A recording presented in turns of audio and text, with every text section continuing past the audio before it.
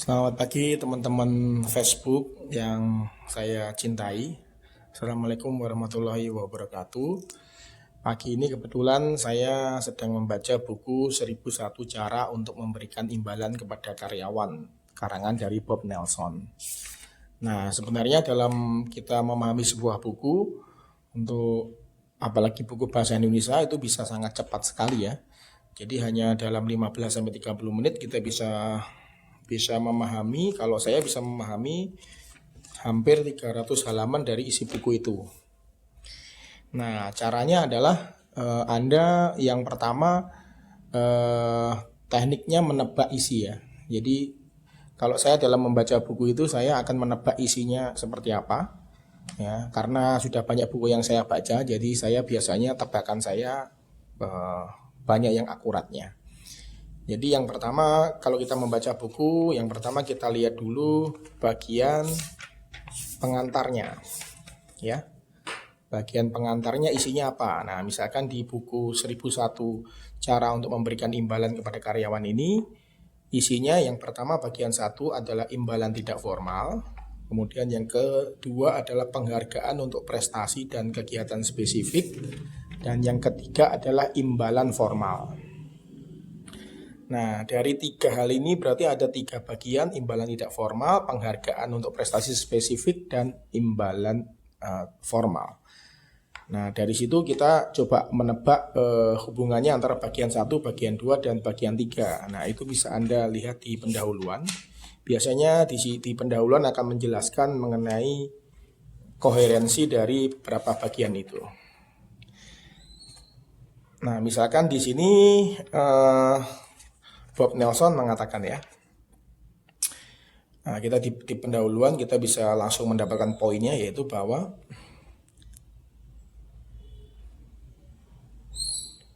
buku ini membahas imbalan dan pengakuan formal maupun tidak formal. Formal artinya imbalan formal artinya program yang telah ditetapkan terlebih dahulu, ya. Tidak formal artinya lebih ke spontan. Sedangkan tentang perbedaan antara imbalan dan pengakuan, Aubrey Daniel, seorang pakar manajemen kinerja, menjelaskan dengan baik. Anda menguatkan perilaku dan memberikan atas hasil-hasil ya. Jadi yang namanya imbalan itu akan meningkatkan performa dari seorang pegawai. Panduan untuk secara efektif memberikan imbalan dan mengawi karyawan adalah sederhana.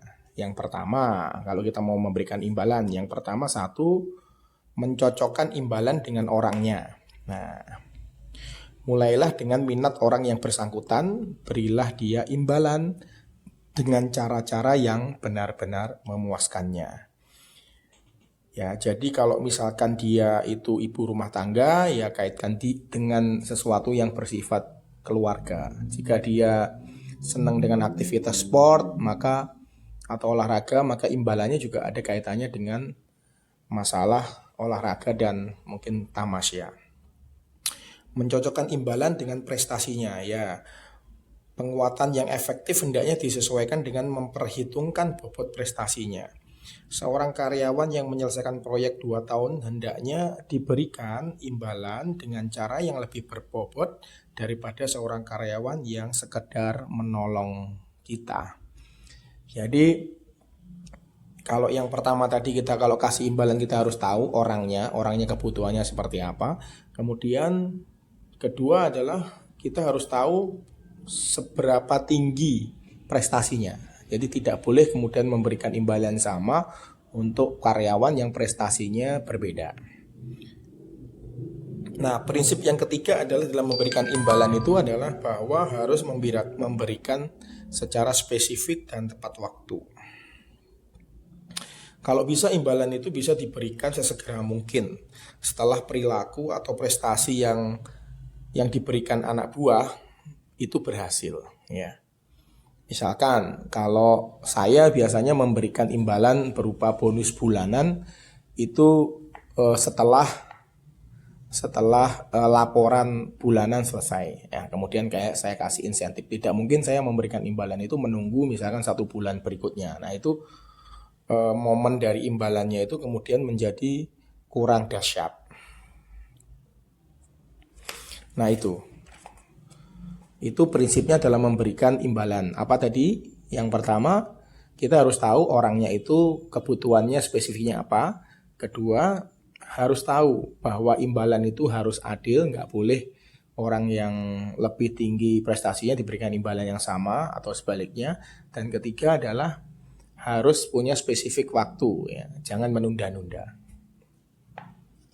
Nah, kemudian apa itu imbalan tidak formal? Jadi dalam studi di dalam buku ini yang melibatkan 1.500 karyawan di berbagai lingkungan kerja, Dr. Gerald Graham, Profesor Manajemen dari Wichita State University, berkata bahwa motivator yang paling ampuh adalah pengakuan langsung individual dari para manajer. Para manajer menemukan bahwa sekedar meminta keterlibatan karyawan saja sudah memotivasi, ya. Jadi kalau karyawan itu paling seneng dipuji langsung oleh manajernya, ya, atau orang yang atasannya langsung.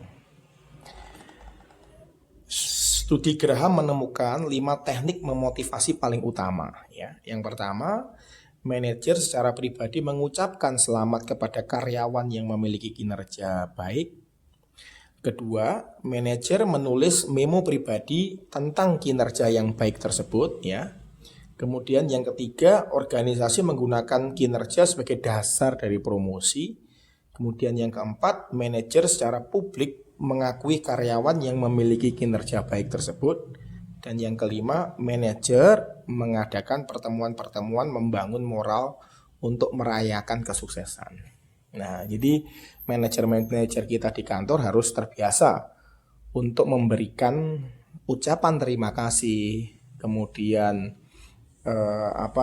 menulis memo pribadi tentang karyawan-karyawan kita yang memang prestasinya bagus. Jangan sampai manajer-manajer di perusahaan kita tidak peduli dengan sumbangan dari para pegawai-pegawai yang ada di binaannya tersebut. Ya. Yang pertama adalah pengakuan informal, itu adalah pengakuan yang tanpa biaya. Nah, tanpa biaya di sini maksudnya adalah biayanya sangat rendah, ya, bukannya tidak ada biaya.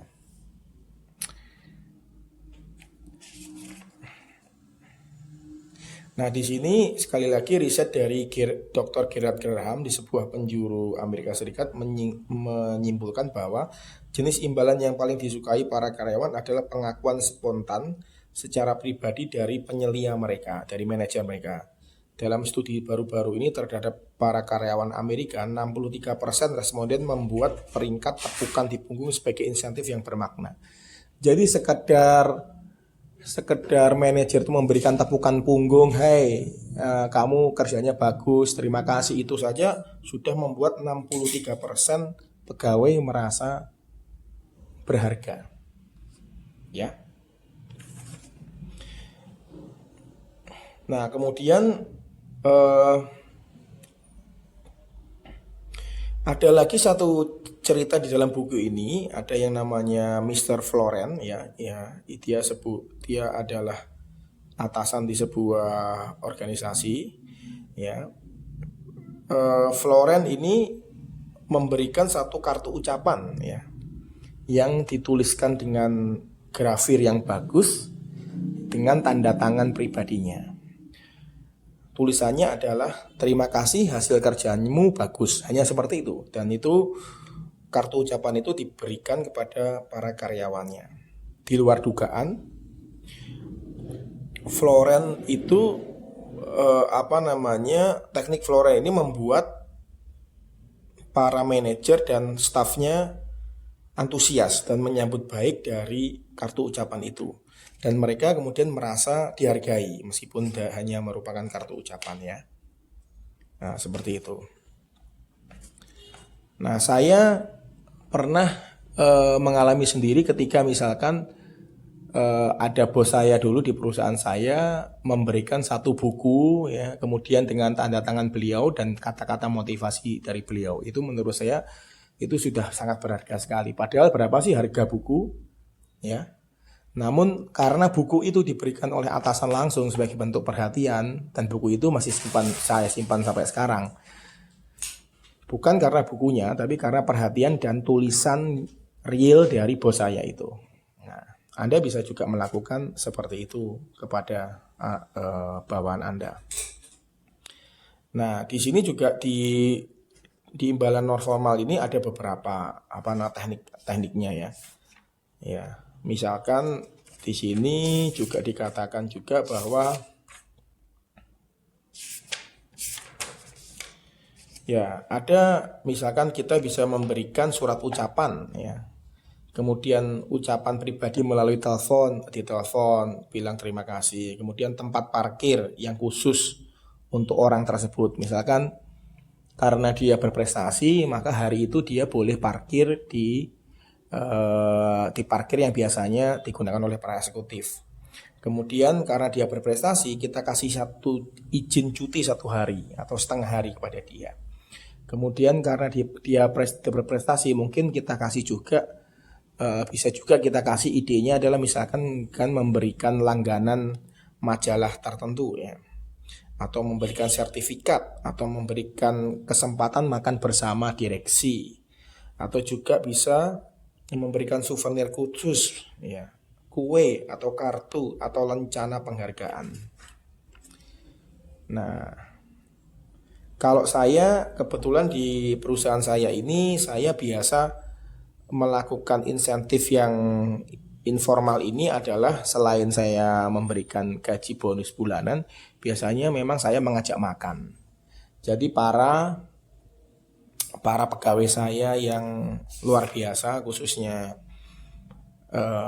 pemimpin cabang yang penjualannya bagus, kemudian dia bisa membuka gerainya on time dan tidak ada keluhan dari pelanggan, biasanya saya ajak dia makan yang belum pernah mereka makan. Misalkan adalah saya ajak makan steak, atau saya ajak makan ke hotel, atau saya ajak makan yang eksotis ya, misalkan ke tempat yang belusuk-belusuk, yang masuk-masuk ya.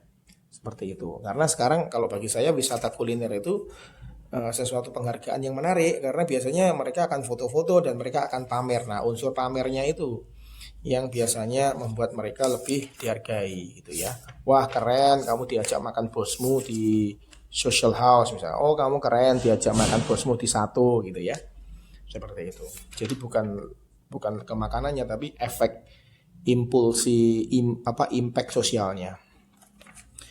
Kemudian di sini juga dikatakan bahwa pengakuan atau imbalan sosialnya. Jadi kalau kita memberikan imbalan kepada karyawan, pastikan bahwa secara publik teman-temannya itu juga mengakui kalau dia dihargai. Nah, jadi di sini dikatakan bahwa ada survei baru-baru ini, katanya 76% karyawan Amerika membuat peringkat pengakuan pada rapat perusahaan sebagai insentif yang bermakna.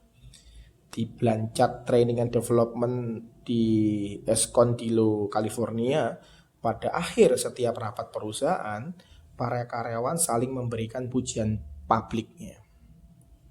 Setiap 4 atau 5 tahun para manajer toko di satu gerai toko namanya JC Penney Corporation yang berkantor di Dallas ditegaskan pada suatu upacara yang diadakan di lebih dari selusin lokasi di seluruh penjuru dunia.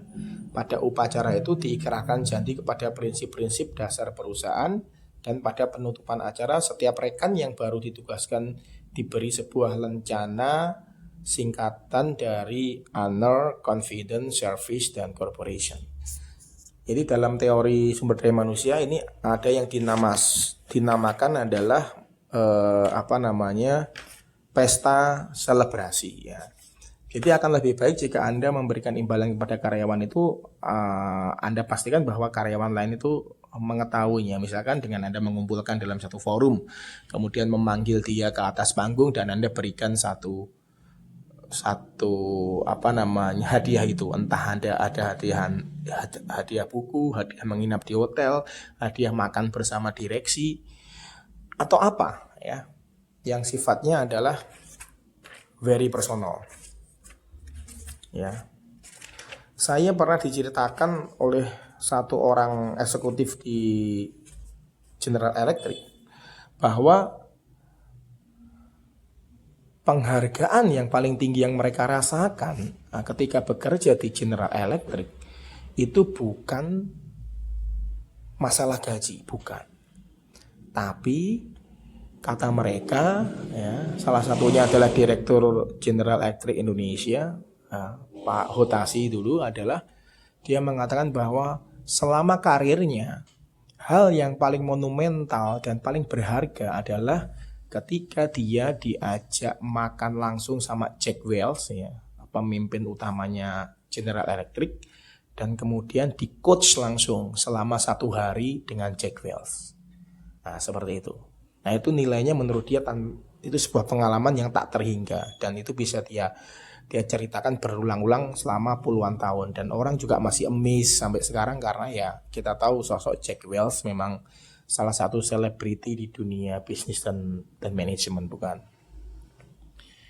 Ya, kemudian insentifnya yang lain adalah Anda bisa memberikan insentif non formal itu berupa cuti, ya.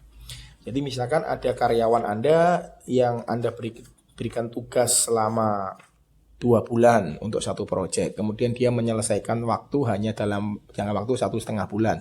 Maka Anda bisa di depan mengatakan bahwa oke, untuk Anda semua yang mengerjakan proyek ini selama 2 bulan, siapa yang bisa menyelesaikan proyek lebih cepat, maka Anda bisa menggunakan sisa waktu yang tersisa itu sebagai tambahan cuti Anda. Seperti itu. Nah, saya biasanya juga memberikan cuti kepada karyawan saya yang berprestasi, ya. Biasanya selain saya kasih uang, saya kasih cuti 1 hari, sehingga apa? Sehingga dia mempunyai waktu untuk membelanjakan dari uang tersebut. Ya, kemudian teknik informal lainnya adalah Anda bisa memberikan uang tunai, cash atau voucher hadiah. Ya, ini biasanya dilakukan pada saat hari-hari istimewa, ya, seperti Lebaran, kemudian Natal, Tahun Baru, Imlek, segala macam. Jadi voucher ini akan berguna bagi karyawan dalam menutup kebutuhan mereka di hari raya. Nah, ini akan baik sekali jika Anda rekatkan lagi dengan penilaian kinerja karyawan yang adil yang dibahas di depan, bahwa misalkan adalah Anda berikan voucher untuk belanja di Carrefour, ya. Dan voucher itu kan sifatnya fleksibel. Akhirnya dia bisa belanja di Carrefour untuk kebutuhan menjelang lebarannya. Atau Anda memberikan barang, sandang dan papan, insentif berupa barang, sandang atau pangan atau bahkan rumah, ya. Ada di satu company itu memberikan DP rumah gratis apabila telah memiliki masa kerja lebih dari 10 tahun. Diberikan DP rumah gratis.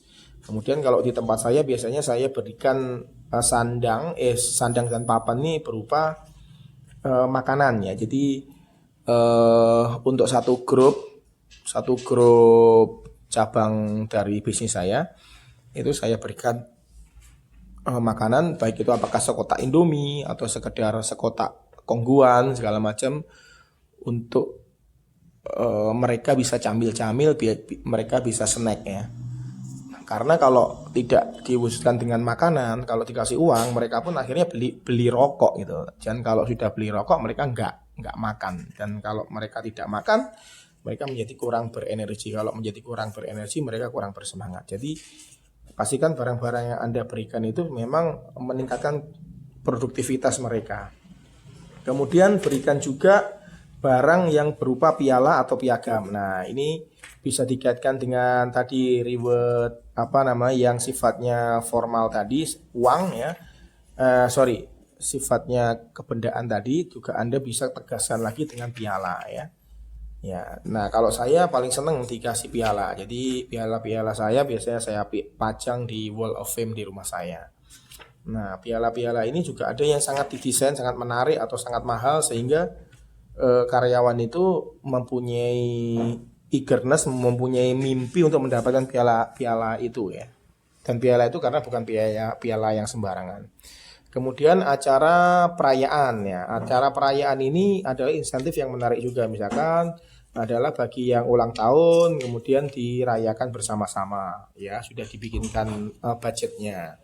Ya, dengan dirayakan bersama-sama itu dia akan mengingat, ya, peristiwa-peristiwa yang yang eksperensial itu, bahwa ternyata perusahaannya juga mempunyai satu perhatian kepada karyawannya. Nah, kemudian bab berikutnya adalah penghargaan untuk prestasi dan kegiatan yang spesifik. Di sini ada penghargaan karyawan untuk prestasi yang luar biasa atau the most achievement employee ya, biasanya the best employee itu ya. The best employee biasanya diberikan satu bonus yang luar biasa. Apakah dia berupa uang, kendaraan, paket tamasya, ataupun cuti yang panjang. Jadi the best employee ini harus menjadi satu imbalan yang tertinggi. Sehingga Sehingga orang semua karyawan terobsesi untuk menjadi seorang yang the best employee. Tapi pastikan juga orang yang menerima the best employee ini memang seorang yang paling sempurna di antara para karyawan kita. Ya, sehingga menjadi role model. Oh gini loh, kalau the best employee di perusahaan itu baik intelektual, emosional maupun spiritualnya harus seperti orang yang menerima the best employee itu, imbalan itu. Kemudian penghargaan produktivitas atau kualitas ya. Di sini dikatakan bahwa 89% karyawan Amerika menganggap perusahaan secara mereka akan lebih baik kinerjanya seandainya karyawan diberi insentif bermakna untuk meningkatkan kualitas dan produktivitasnya. 93% karyawan mengatakan bahwa produk Amerika bisa bersaing lebih baik melawan produk Jepang seandainya manajemen Amerika lebih melibatkan karyawan di dalam usaha perbaikan dan kontinu. Jadi di sini ada satu contoh yang menarik, itu di Pertamina ada yang kemarin ada kontes kreativitas. Jadi siapa yang memberikan ide yang kreatif dan inovatif, nah maka mendapat reward yang lumayan ya, misalkan dari angka 2 juta sampai dengan puluhan juta. Nah, jadi ini adalah bentuk-bentuk dari penghargaan berupa saran yang terbaik kepada karyawan, karena bagaimanapun perusahaan membutuhkan saran yang bersifat bottom up ya, yang bersifat dari bawah ke atas sehingga dia bisa menyelesaikan permasalahan real yang ada di lapangan ya. Di Pertamina kemarin ada yang namanya kompetisi namanya The Gill ya. The Gill itu singkatannya apa ya? Pokoknya kontes kreativitas seperti itu. Kemudian penghargaan pelayanan pelanggan. Nah, kalau Anda pernah ke Auto 2000 ya, ketika Anda bayar ke kasir, Anda dikasih koin, kemudian Anda disuruh memasukkan apakah Anda puas dengan pelayanannya. Kalau puas, Anda masukin koin warna hijau, kalau tidak puas, Anda masukin koin yang warna merah. Nah, ini adalah salah satu cara untuk mengukur menetapkan penghargaan pelayanan kepada pelanggan. Jadi seorang karyawan yang melayani pelanggan dengan baik harus kita beri imbalan dan penghargaan, baik yang berupa sekedar tepukan tangan maupun imbalan-imbalan yang berupa itu tadi cuti ya, kemudian kue, penghargaan segala macam ya, atau piala. Kemudian penghargaan sasaran penjualan. Nah, ini biasanya ada kaitannya dengan the best employee. The best employee adalah juga orang yang biasanya diwajibkan memang dia juga bisa mencapai omset penjualan. Dan biasanya ini adalah penghargaan yang paling tinggi. Bagaimanapun perusahaan, tetap yang diberikan penghargaan tertinggi adalah orang yang bisa memberikan revenue terbesar kepada perusahaan. Dan berikutnya adalah penghargaan kelompok atau tim. Nah, ini saya suka sekali. Jadi penghargaan kelompok atau tim kalau di perusahaan saya adalah bahwa tim itu mendapatkan 2,5% dari omset kotor atau 10% dari net profit untuk satu divisi ya, seperti itu. Jadi mereka terdorong untuk bekerja secara efektif, bekerja secara tim ya. Kalau timnya jelek, meskipun satu orang berprestasi luar biasa, dia tidak akan mendapatkan penghargaan apapun. Jadi penghargaan tim kalau menurut saya harus lebih kedepankan daripada penghargaan individual. Individual yang menjadi superstar dalam satu tim yang lemah itu harus tidak mendapat penghargaan. Tapi seorang pegawai yang menjadi superstar dalam tim yang superstar, dialah yang akan sebenarnya patut menjadi